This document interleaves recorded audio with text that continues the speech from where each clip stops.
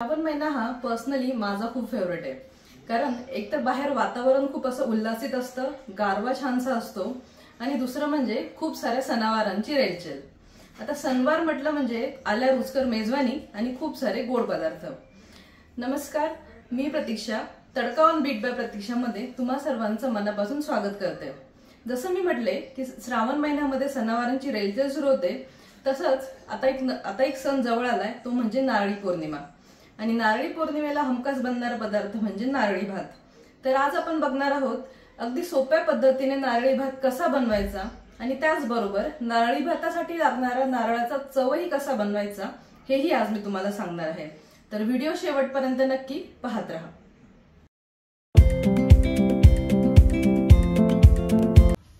नारळी भात बनवण्यासाठी आपल्याला लागणारं साहित्य बघून घेऊया। इथे आपण घेतलं 1 वाटी तांदूळ, तेवढाच 1 वाटी नारळाचा चव, अर्धा ते पाऊण वाटी गूळ, ड्रायफ्रुट्स आणि थोडेसे खडे मसाले आणि भात तयार करून घेण्यासाठी तूप।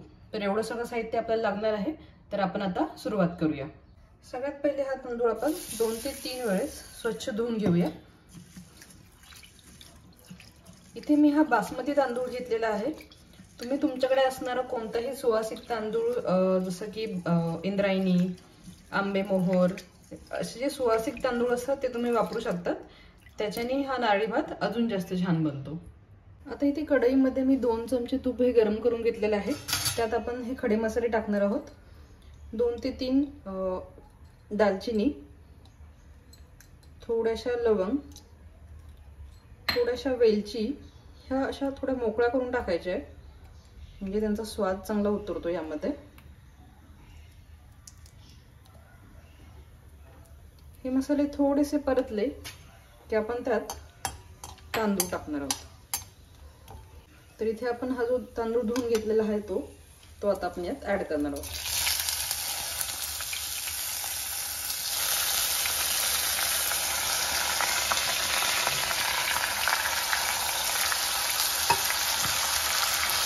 थोडंसं हलकं हाताने हे परतून घ्यायचं। हा तांदूळ मी ते भिजत ठेवलेला नव्हता, धुवून लगेच मी तो वापरलेला आहे। तुम्हाला हवं असेल तर तुम्ही तांदूळ एक 15 ते 20 मिनिटं भिजून मग वापरला तरी चालेल।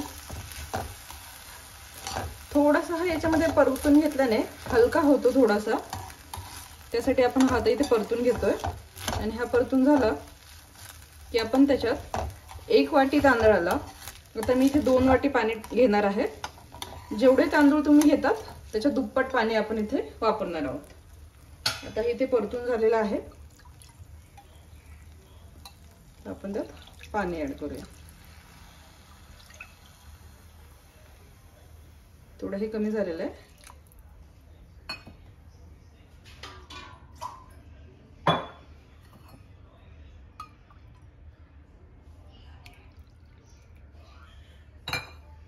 तर अशा पद्धतीने हा एकत्र मिक्स करून घ्यायचं आहे।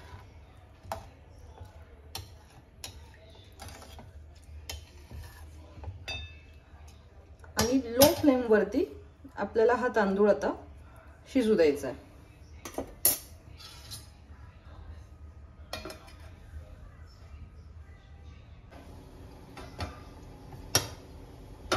उकळी भाताला आलेली आहे। आता आपण यात थोडंसं मीठ हे टाकणार आहोत, खूप जास्त नाही, जेणेकरून नंतर आपण ज्यावेळेस त्याच्यामध्ये नारळाचा चव आणि गूळ टाकू तर ती जी काही स्वीटनेस आहे ती बॅलन्स होण्यासाठी।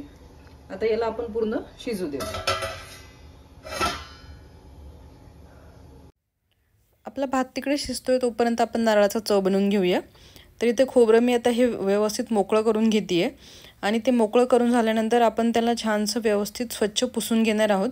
तुम्हाला हवं असेल तर तुम्ही धुवूनही घेऊ शकतात, बट ते थोडंसं चिकट होतं म्हणून मी इथे पुसून घेतेय।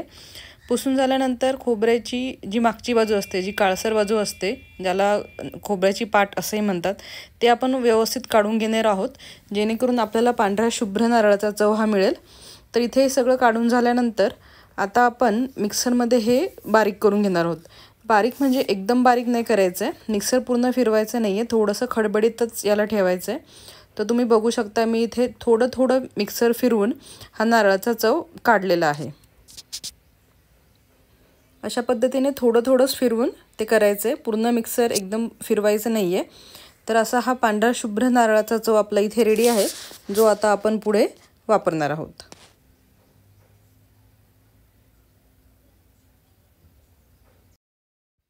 आपला भात शिजलाय की नाही एकदा आपण आता चेक करून घेऊया. मस्त, हे बघा आपला भात हा छानसा शिजलेला आहे.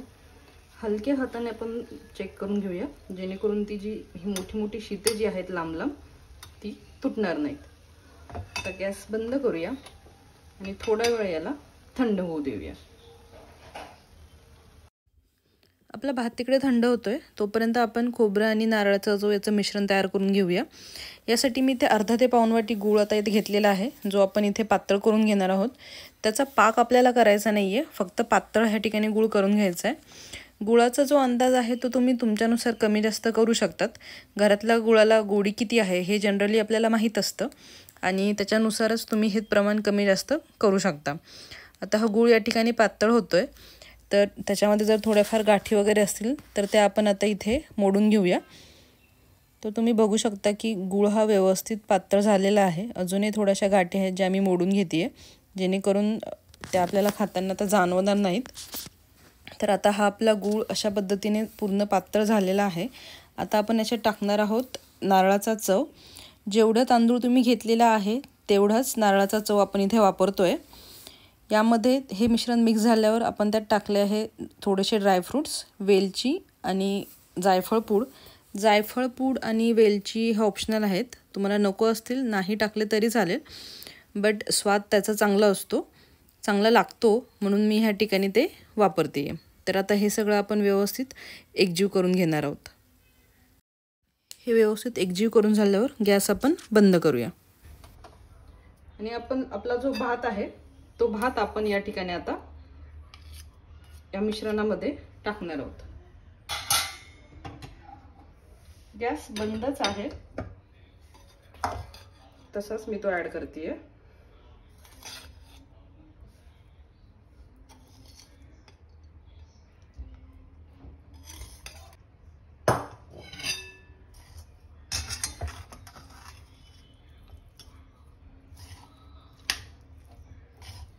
हे छानसं सगळं एकजीव करून घेऊया, जेणेकरून गूळ आणि खोबरं हे पूर्ण ह्या भाताला छानसं लागलं जाईल, छानसं मिक्स होईल. या ठिकाणी आता हे व्यवस्थित मिक्स झालेलं आहे.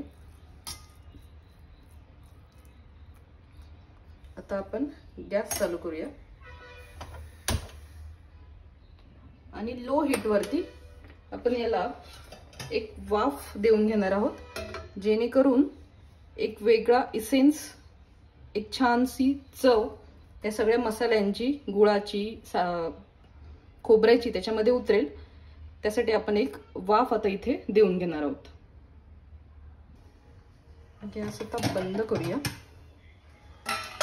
तुम्ही बघताय एक छानशी वाफ याला बसलेली आहे. खूप छानसा वास पण आता याचा दरवळतोय. आपला नारळी भात हा रेडी आहे. आपण एका प्लेटमध्ये काढून घेऊया. तर असा हा अगदी साध्या सरळ सोप्या पद्धतीने बनलेला नारळी भात तयार आहे. रेसिपी नक्की ट्राय करून बघा आणि आवडल्यास लाईक आणि कमेंट नक्की करा. तसेच चॅनलवर नवीन असाल तर सबस्क्राईब करायला विसरू नका. धन्यवाद.